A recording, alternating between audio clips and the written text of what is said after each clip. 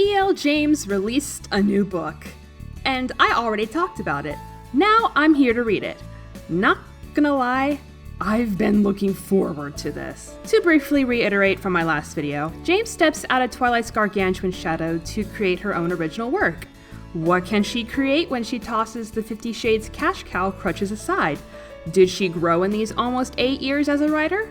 Did she listen to the multitude of critics that spent all these years bashing the skeletal remains of a horse into dust? I needed to know. Now, the kind, optimistic adult in me was kind of hoping that she did. But in case of this becoming a total dumpster fire, I made a fun, oh no, here we go again bingo card ahead of time. Also, I want to try and simulate the reading experience I've been chronicling on my Twitter read-along spectacular. And at the time of recording this, I'm 9 chapters in and I already want off of Erica Mitchell's wild ride. Please help me. Yet, without further ado, here is The Mister Part 1. We begin with a prologue. It's a character, who I can only assume as Leticia, on the run from someone. She's running here, there, and everywhere. Fast, fast, fast in every sentence. So much is going on jam-packed into paragraphs that it comes off as breakneck urgent. Plus, jamming all these single-word sentences together gives the impression to me that the character is so simple-minded. I think just reformatting all this and spacing things out more would solve this issue. Otherwise, I think it's an engaging start. She makes it to her destination, but whoa! She was expected a week ago? So mysterious. Chapter 1 jumps to another perspective, Maxim shoveling Zygander. And the first sentence paints him as a type of Barney Stinson, and oh my god, why is this in the first person? The prologue is in third. The sample is in third. So I guess that's how it's gonna be? She's gonna be third person and he's gonna be the first person. Okay, that's fine. So, first-person boy who usually has a new girl every night and only bothers to remember their names, because it's only manners, is someone who sleeps around to distract from his constant self-loathing. Relatable. However, this person, Caroline, is different. He is post-coitus with his best friend and brother's widow. Alright, I'm intrigued. Maxim and Caroline just laid the brother and husband, Kit, to rest 2 days ago, and Maxim really does regret sleeping with Caroline. Twice. And I gotta say, I already kind of like him. Christian Grey set the bar so low that a leading male showing just some humanity skyrockets him to best boy status. And Kit was the Earl of Trifthwick?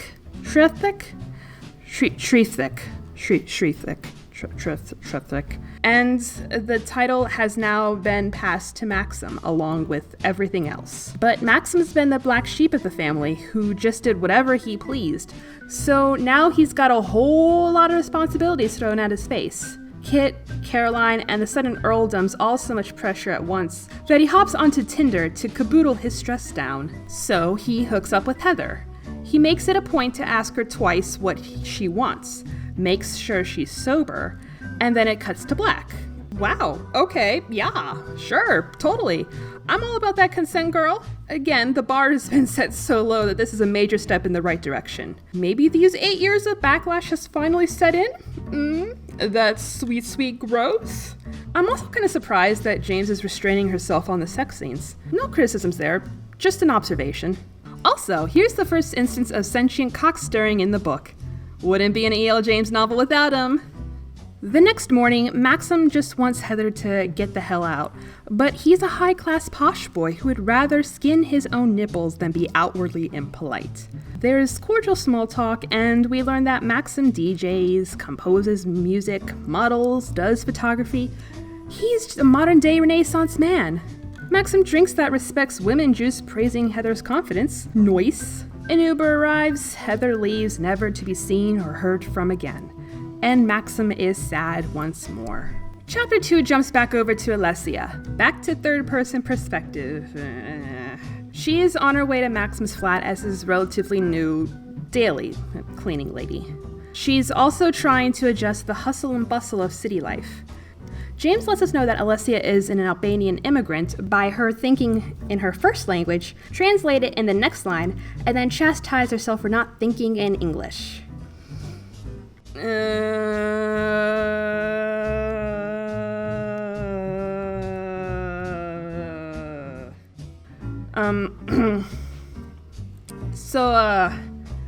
Anyway, she arrives at Maxim's place, surprised that the alarm isn't set, but just assumes his busy, messy ass just forgot to set it. So she sets out to clean, opens the bedroom door, and this is where the sample excerpt fits in. It plays out the same, except for some last-minute editing decisions. I don't know why the Albanian wasn't in the excerpt. Did James want to keep that card close to her chest to not spoil anything? I want to believe there was no insidious intent, but I don't know, it just kind of feels a little bit questionable to me. Leticia yoinks the laundry basket, retreats to the laundry room, and her mind wanders to the sexy nakedness of the sexy naked man who is so very naked and sexy. But her thoughts veer into a darker direction, to an angry, most likely abusive man who Leticia probably fled from back in the prologue. Balls, I should have made this Leticia's super tragic backstory. Missed opportunity. Maxim leaves, and Leticia feels comfortable again. She cleans the hell out of that pigsty as fast as possible. When she empties his bedroom wastebasket, Leticia tries not to stare at the vast load of used condoms. No joke, she even marvels how one man can use so many. Like, damn, is he loaded! There's also one room she's under no circumstances allowed to enter, but wonders what could possibly be inside. Must be where he hides the furry vor porn. She finishes cleaning with enough time to play Maxim's piano, cause she's just got that music in her soul, bruh. And lo and behold, she's a prodigy. We switch perspectives mid-chapter? Oh, sweet Jesus. Even if I can tell who's who, it's still gonna drive me bonkers throughout this book. Especially if it's gonna be switching willy-nilly. At least it's not all italicized, though. So, back with Maxim. He rolls up to Trevelyan House to meet up with Caroline, who he's been avoiding for the past 2 days. Caroline's pissed that he ghosted her, and she had to meet with her dad and awful step Sal alone. These two got some decent chemistry. Like, I'll admit it, their shooting the breeze moments make me smile, but they're quick to get down to business, unfortunately. Maxim tells Caroline that he's been named the sole heir and she's received diddly squat from her husband. She's rightfully disappointed and worried. However, I loved him, she says, her voice small and quiet like a child's. I know, we both did.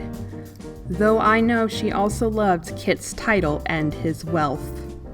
These two lines raise some flags for me, and I'm already worried for Caroline's characterization. In one sentence, Maxim infantilizes Caroline, his supposed best friend, and insinuates she's a gold digger in the next. I guess Maxim just sips that respects women juice when it's convenient for him, huh? I also feel like James might already be aiming to depict Caroline, the only other significant female character at this time, as a villain. And I hope and pray that is not the case. Don't paint Leticia the saint and Caroline the Satan, because I will not hesitate to stand Caroline ho. Don't try me. Standing mistreated female characters is becoming my thing. Maxim dries Caroline's tears and stares at her handkerchief as she goes to pour some coffee. I'm still holding Caroline's damp handkerchief. I stare at it and frown, recalling a fragment from a dream I had last night. Or was it this morning? A young woman, an angel? Possibly the Virgin Mary, or a nun in blue standing in my bedroom doorway watching over me as I slept. Oh, what did I just freaking say? Caroline also drops the ball that she might be pregnant. Maxim must have forgotten that he doesn't have insta-preggering powers because he's actually shocked that it might be his. Kit, not you. You're too bloody careful. Why is that painted like a negative thing? Chapter 2 ends with Maxim already feeling threatened over losing the earldom to a potential direct heir. He has had power for a full day and already fears losing it. Figures. Chapter 3 is still with Maxim, and he goes over to the office to do some Earl-related work business stuff. Smash cut to later with him at a club, and he summarizes his day for us, instead of letting us read him actually live it. He's brooding for a bit till he needs to screw his sadness away for the night. He zeroes in on some girl, his cock stirs for a second time, and we cut to them arriving back to Maxim's place. So they're getting all hot and heavy. The lady Leticia is an obvious dom, and Maxim seems to be competing with her. She gets a little more aggressive than he likes, so he takes the reins. Maxim flips her onto her back and pins Leticia's arms down. Taken by obvious surprise, she starts to protest and struggle. Maxim keeps his voice soft, thinking this could go either way. He cleverly disguises this by giving her the choice to play, with being restrained. And Leticia's taken aback at first, eyes filled with lust and anxiety, but it's okay, she's actually totally into it. I won't hurt you, I reassure her. That's not my scene. I'll just keep you in line. But the truth is, I'm worried she's going to hurt me. A teasing, seductive smile tugs at her mouth. The silk, she says. I smile and toss the cuffs onto the floor. Dominance as a form of self-defense. Okay, let's unpack this pedantic bitch style. So, to me, this whole scene reeks of James trying really hard to make a point. Like this remark right here. Girl, I see you. James is trying so hard to step as far away from Christian as possible. She was subtler with Heather, but here, James is basically paddling our supple asses while screaming, See? See? You want your consent, motherfuckers? Maxim is very clear about his consent. My question though, why have Leticia protest and struggle once Maxim pins her down? And have her eyes filled with anxiety? I don't know, I just feel like the mood's been killed for me and I'm suddenly fearing for Leticia. Maxim says it himself, dominance as a form of self-defense. Ever considered that from Leticia's point of view?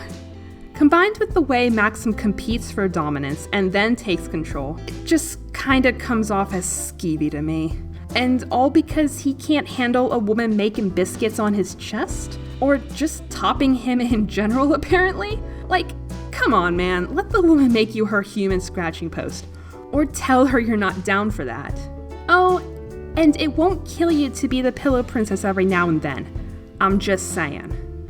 But it's all okay in the end. He then goes to and we cut to black again. The next morning, he remembers he's got lunch with his mother and sister. He hears some clambering in the apartment and thinks Leticia's still here. Maxim hauls himself out to the kitchen and here's Alessia! Dun dun dun! End of chapter 3. Now, please join me for part 2, where our main leads finally meet and the pining starts almost immediately. It's so much fun. But, aside from the Caroline flag and the whole Leticia stuff, this book honestly doesn't have a terrible start. I'm just glad I don't feel compelled to chuck my Kindle through a window. Yet. Nah.